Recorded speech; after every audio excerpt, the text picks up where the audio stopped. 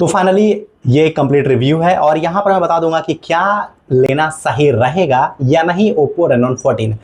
देखो पहली बात तो ये कि ये फ़ोन मैं 10 दिनों से यूज़ कर रहा हूँ और इस फ़ोन को लेने के पहले तक का रीज़न और लेने के बाद तक का रीज़न मैं पूरी कहानी बताऊंगा। वैसे एक छोटा सा व्लॉग भी ये हो जाएगा। तो देखो कहानी बहुत सिंपल सी है। पहले मेरे पास Redmi Note 11 Pro Plus 5G था, उससे पहले मेरे पास Redmi Note 10 था, उससे पहले मेरे पास Redmi Note 4 था और इन तीनों में जो मैं ढूंढ रहा था वो मिसिंग था, जिसे बोलते हैं कैमरा क्वालिटी इन तीनों ही फ़ोन में बहुत ही बर्बाद था। सच अगर मैं बोलूँ तो मतलब बिल्कुल भी कैमरा क्वालिटी अच्छा नहीं था। फिर इन 7-8 सालों में मैं दिमाग लगा रहा था कि मैं एक अच्छा फ़ोन लूँ। दिमाग मेरा जाता था कैनन के DSLR की तरफ और सोनी के मिररलेस कैमरा की तरफ भी, लेकिन वो मेरे बजट के बहुत बाहर था। फिर मेरा ध्यान पड़ा ओप्पो की तरफ और देखो ओप्पो स्टार्टिंग से ही अपने कैमरा फ़ोन बोल करके इंट्रोड्यूस करता था। तो स्टार्टिंग में ओप्पो का फ़ोन जो है स्टार्टिंग से लेकर के अभी तक हमेशा ओवर प्राइस्ड रहा है। चाहे आप इसे कंपेयर कर लो वीवो से या फिर रेडमी, तो ऑब्वियसली बहुत ही ज़्यादा ये ओवर प्राइस रहता है। लेकिन हाँ, रेडमी के फ़ोन में एक चीज़ ये है कि वो निकालते तो हैं 40,000 30,000 में, लेकिन वो जो है उस फ़ोन को वापस से ड्रॉप कर देते हैं 22,000 25,000 में। ये चीज़ जो है आपको दिखाई नहीं पड़ेगा ओप्पो में। तो क्या ओप्पो का ये फ़ोन लेना सेफ रहेगा? क्या इसका कैमरा अच्छा है? इस छोटे से वीडियो में मैं आपको बता दूंगा कि क्या ओप्पो का फ़ोन लेना सही डिसीजन था मेरे लिए या फिर मैं लेकर के फंस गया इस फ़ोन को, जैसे कि मैं रेडमी का फ़ोन लेकर के फंस रहा था। कहानी कुछ इस तरीके से स्टार्ट होती है कि मैंने एक फ़ोन लेने का डिसाइड किया था जो कि कैमरा ओरिएंटेड फ़ोन हो और मेरा एक कुछ रिक्वायरमेंट था, जैसे कि आज के टाइम में यानी कि अगर मैं 2025 में अगर मैं फ़ोन ले रहा हूँ तो मुझे उसके अंदर जो है बैटरी काफ़ी पावरफुल चाहिए था, एटलीस्ट 7000 mAh, जो कि अभी चल रहा है करंटली में भी 7500 आ चुका है। लेकिन मेरे दिमाग में ये था कि मैं एटलीस्ट 7000 लूँगा। लेकिन Reno 14 का जो बैटरी है वो 6000 mAh का है, जो कि मुझे डिसेंट लगा आज के टाइम से। चलो ठीक है, इतना चल जाएगा और इसका जो ऑनलाइन प्राइस है वो 38,000 रुपीज़ है। हाँ, ऑफलाइन मार्केट में डील मिल जाएगा। अब देखो मैं यहाँ पे करेक्ट रेट नहीं बताने वाला हूँ क्योंकि मुझे नहीं लगता यूट्यूब इस तरह के वीडियोस को प्रमोट भी करता होगा, तो डील अपने आप देख लेना आप, ठीक है। मैं इतना बता सकता हूँ कि अच्छा खासा डिस्काउंट मुझे मिला। सेकेंड चीज़ मुझे ये चाहिए था कि मुझे फ्रंट और बैक में 4K 60 FPS चाहिए था, यानी कि 4K 60 FPS, जिससे कि मैं अपने वीडियो को स्मूथ रिकॉर्ड कर पाऊँ।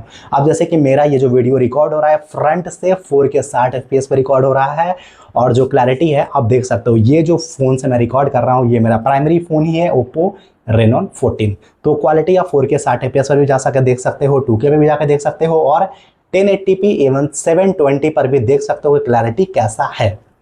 एक माइक मैं यूज़ कर रहा हूँ, वैसे चैनल में चाहो तो जाकर के देख सकते हो। छोटे मोटे ब्लॉग्स में हमेशा से डालते आ रहा हूँ, तो लगभग 513 वीडियो जो है मैंने डाले थे रेडमी के फ़ोन से, Redmi Note 11 Pro Plus 5G। तो मैंने उसे काफ़ी अच्छे तरीके से यूज़ किया था अपना चैनल, मैंने उसी फ़ोन से ग्रो किया। लेकिन हाँ, कैमरा क्वालिटी पहले और अब में कंपेयर कर सकते हो। तो यहाँ पर तो मैंने कैमरा के बारे में बता दिया। दूसरी चीज़ ये आता है कि मैं लेने के लिए गया था Vivo का V50। तो आखिर क्या हुआ कि मैं Oppo का Reno जो है Oppo Reno 40 मैंने क्यों लिया? देखो, जब मैं फ़ोन लेने के लिए गया था तो मैंने फ्रंट कैमरा ऑन किया दोनों का और मैंने कैमरा को जूम किया। जैसे कि मैं यहाँ पर अपने हाथों से यहाँ से अगर मैं जूम करूँ तो देख सकते हो कि जो मेरा फेस है, जो क्लैरिटी है, जो टेक्सचर है वो मेंटेन है। ये चीज़ मुझे Vivo के V50 में मिसिंग लगा। फिर मेरा नज़र पड़ता है ओप्पो के Reno 13 पे। ये मैं कुछ टाइम पहले की बात बता रहा हूँ। तो मैंने मम्मी को ओप्पो का Reno 30 दिलाया और ओप्पो Reno 13 लेने के बाद मैं काफ़ी ज़्यादा सेटिस्फाइड था, जैसे कि 4K 60 FPS, कैमरे का ऑप्टिमाइजेशन, कैमरा का परफॉर्मेंस। मुझे सिर्फ कैमरा ओरिएंटेड ही फ़ोन चाहिए था। मैं ओप्पो Reno 13 लेने का विचार कर रहा था, तभी जो है मुझे ओप्पो Reno 40 निकल जाता है मार्केट में और मैं इस फ़ोन को बिना किसी डाउट के इस फ़ोन को मैं खरीद लेता हूँ। और सच पूछो तो इन 10 दिनों में मुझे क्या क्या फेस हुआ है, सच पूछो तो कैमरा मुझे इसका सबसे बेस्ट पार्ट लगा है और ओप्पो जो है कैमरा फ़ोन के लिए ही जाना जाता है। तो कैमरा का, तो फ़ोन का अगर मैं सबसे हाईलाइटिंग पॉइंट बताऊँ तो उसका कैमरा बहुत झकास है। इवन अगर कुछ मैं अगर टेस्ट करके दिखाऊंगा, जैसे मैं मॉर्निंग में अपने स्कूटी से जा रहा था और स्कूटी में जाते हुए मैंने अपने कैमरे के फ्रंट कैमरा से मैंने अपने वाइड एंगल व्यू को रिकॉर्ड किया, जो कि पूरा क्लियर पता चल रहा था। अपने स्कूटी को मैंने वीडियो रिकॉर्ड किया जो कि बहुत ही क्लियर पता चल रहा था और मुझे इतना ही चाहिए था। अगर मैं अपने हाथ से यहाँ भी पकड़ता तो देख सकते हो कि इतना ज़्यादा एरिया जो है पीछे का वो दिखाई पड़ेगा। यार अगर तुम व्लॉगिंग कर रहे हो मेरी तरह, यकीन मानो इससे बेहतर फ़ोन इस बजट में बिल्कुल भी नहीं हो सकता है। अगर तुम चाहो तो अपने वीडियो को 1080p 60 fps पर रिकॉर्ड कर सकते हो। वीडियो पूरा बटर स्मूथ रिकॉर्ड होगा क्लैरिटी मिलेगा।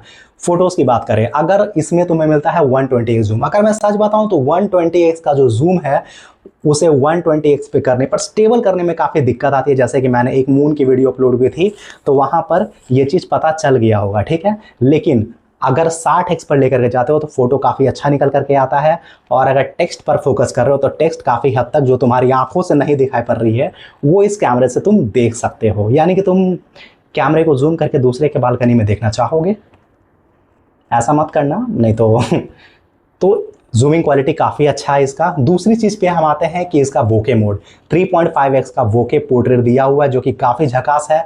तो कैमरा क्वालिटी के लिए, वीडियो कैमरा हो या फिर फोटो हो, फोटोग्राफी हो, फ्रंट हो बैक हो, नो डाउट बहुत ही झकास है। अब आते हैं बैटरी पे। 6000 mAh की बैटरी इसमें दी हुई है। तो 6000 की बैटरी परफॉर्म किस तरीके से करती है, देखो मेरा सच पूछो तो अभी मैं ऑफिस में हूँ, वर्किंग हूँ, ऑफिस आता जाता हूँ। ये अलग बात है कुछ दिनों में छोड़ने वाला हूँ, क्योंकि अब छोड़ने वाला क्यों मुझे नहीं पता, लेकिन मैं छोड़ने वाला हूँ।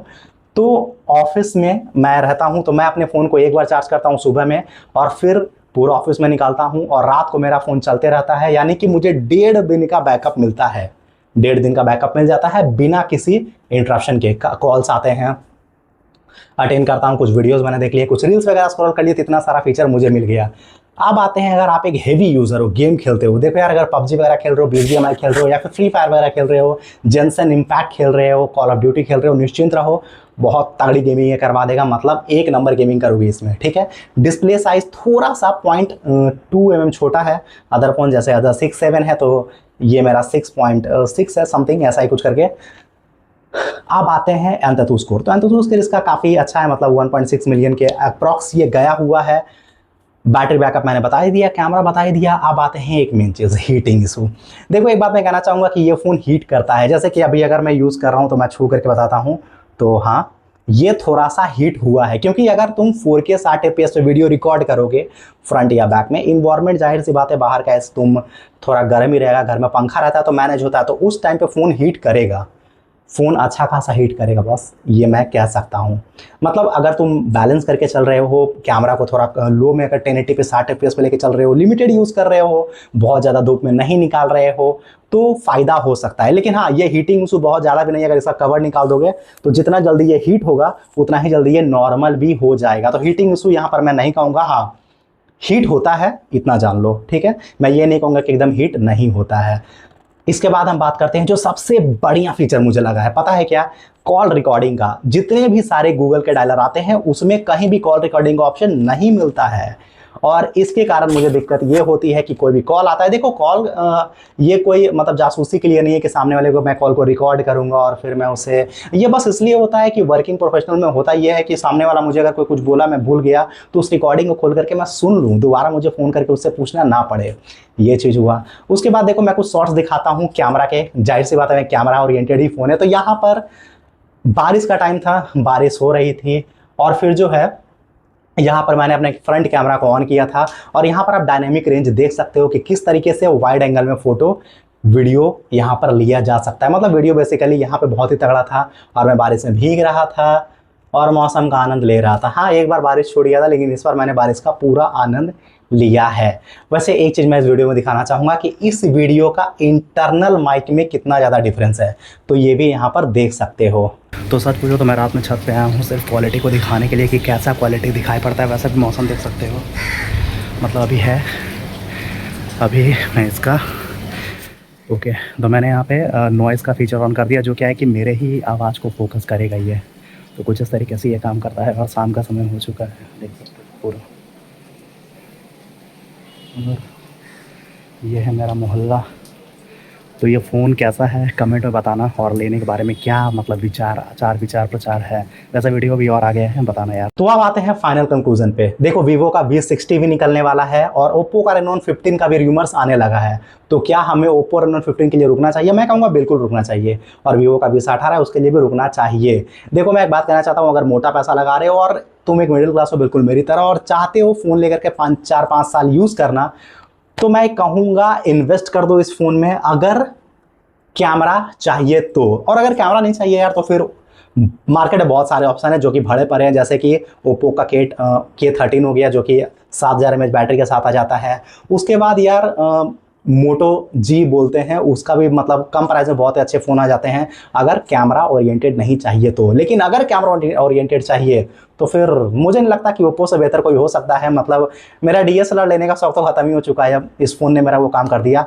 एक और बात में आता हूँ, ठीक है, थोड़ी सी वीडियो लंबी हो रही है, मैनेज कर लेना, लेकिन फिर भी मैं बताना चाहूँगा यहाँ पे CapCut Premiere Pro, sorry CapCut, फिर आ गया आपका काइन मास्टर, पावर डायरेक्टर, या फिर कैनवा वगैरह जो भी यूज़ करते हो, पिक्सआर्ट यूज़ करते हो, इस फ़ोन में एकदम बटर की तरह चलेगा। मतलब अगर मैं एक वीडियो अगर मैं एडिट कर रहा हूँ कैपकट से या वीएन से, मैं 4K 60 FPS का वीडियो 10 मिनट का अगर मैं रिकॉर्ड करता हूँ और उसे मैं अगर मैं एक्सपोर्ट करता हूँ, वो एक साथ जो है वो एक्सपोर्ट होगा और उसमें उस चीज़ को मैं मिनिमाइज़ करके कोई और एप्लीकेशन पे भी मैं, जैसे कि मैं अगर मैं कैपकट से वीडियो को एक्सपोर्ट कर रहा हूँ, रेंडर कर रहा हूँ, एट सेम टाइम मैं पिक्सआर्ट को ओपन करके अपना थंबनेल डिज़ाइन कर सकता हूँ। तो ये फ़ोन इतना पावरफुल है और इसका जो रैम मैनेजमेंट है इतना स्ट्रांग है। अगर आप एक साथ बहुत सारे एप्लीकेशन को खोल दोगे, यकीन मानो वो एप्लीकेशन आपका इंटरप्ट नहीं होगा, ये वहीं से चलेगा।